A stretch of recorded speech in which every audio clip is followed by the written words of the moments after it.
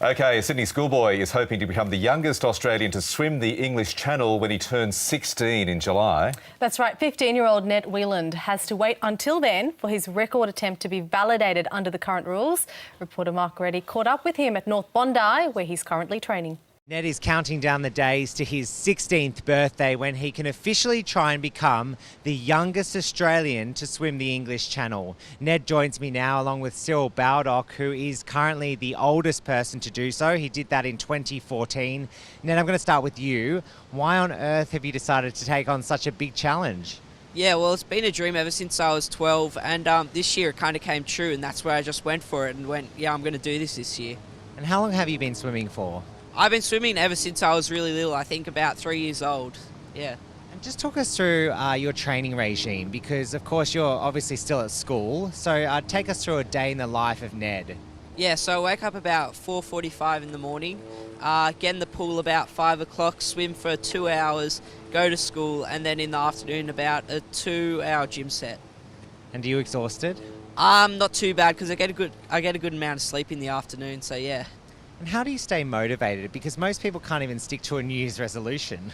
Yeah, well, I stay motivated just because I love what I do, and I'm doing it for a cause as well. So I'm raising money for Are You OK, which is very close to me because I lost a friend a few years ago, and that's why I've decided to raise money for Are You OK. And Ned, you've also taken on some pretty decent swims already. Take us through some of them.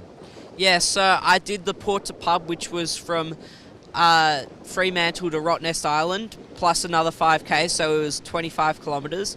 And I also did the Cold Camp, which was down in Melbourne, which was an 8-hour swim in 15-degree water temperature. And how did you go in those ones? Yeah, actually I went pretty well. I didn't get too tired, and I thought I went pretty well with the conditions that it was as well. Cyril, how I understand you're the oldest person to hold the record still to this day after swimming it in 2014. What sort of advice do you give to Ned? And also you've been a big mentor of his as well. Yeah, I like to help young people that are taking on a big challenge, and Ned's shown fantastic determination and attitude.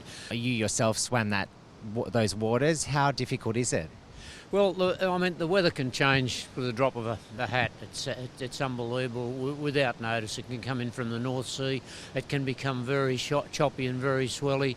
It's one of the biggest shipping channels in the world. Your pilot has to be a good one, which the one Ned's got is a very good one, and he's got to dodge all the traffic, and he's got to allow for the tides and try to work the tides in with the speed that Ned's going.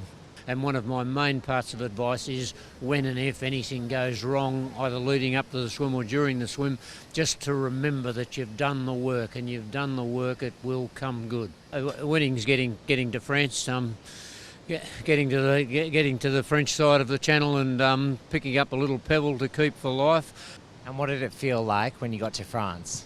It was a fantastic feeling, as it is anything when you achieve something that you've worked a long time for, and Ned will feel that in just a couple of months. And Ned, how do you think you'll go then? I reckon I'll go really well, actually. I'm pretty prepared for it, and I've done a lot of training leading up to it, yeah.